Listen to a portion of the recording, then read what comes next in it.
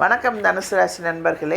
பராபவ வருடம் ஆடி மாத கிரக நிலைகளை ஆராய்ந்து பார்க்கும் பொழுது மாத தொடக்கத்தில் உங்கள் ராசிநாதன் குரு உச்சம் பெற்று அஷ்டமத்தில் சஞ்சரிக்கிறார். இருந்தாலும் அவரது பார்வை 2ஆம் இடத்தில் பதிகிறது. எனவே குடும்ப முன்னேற்றம் திருப்திகரமாக இருக்கும்.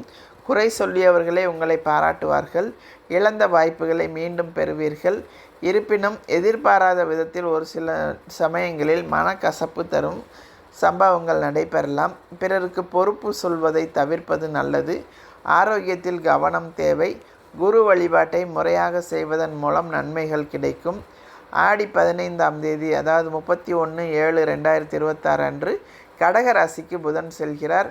அவர் அங்குள்ள சூரியனோடு இணைந்து புத ஆதித்ய யோகத்தை உருவாக்குகிறார்.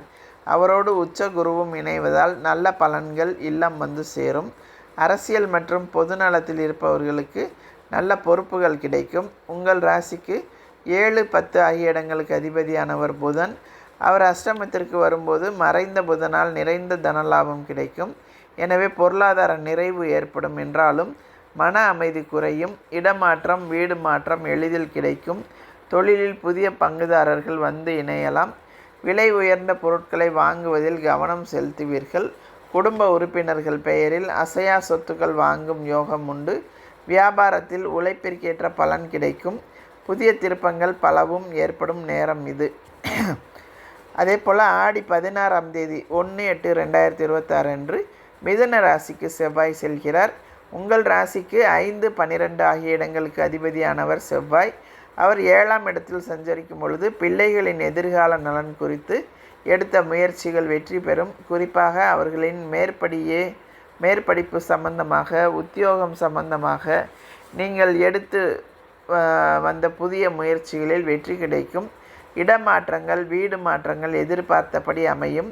கடன் சுமை பாதிக்கு மேல் குறையும். வாங்கிய இடத்தை விற்றுவிட்டோமே, வேறு இடம் வாங்க இயலுமா என்றெல்லாம் கவலைப்பட்டவர்களுக்கு புதிய இடம் வாங்கும் யோகம் உண்டு.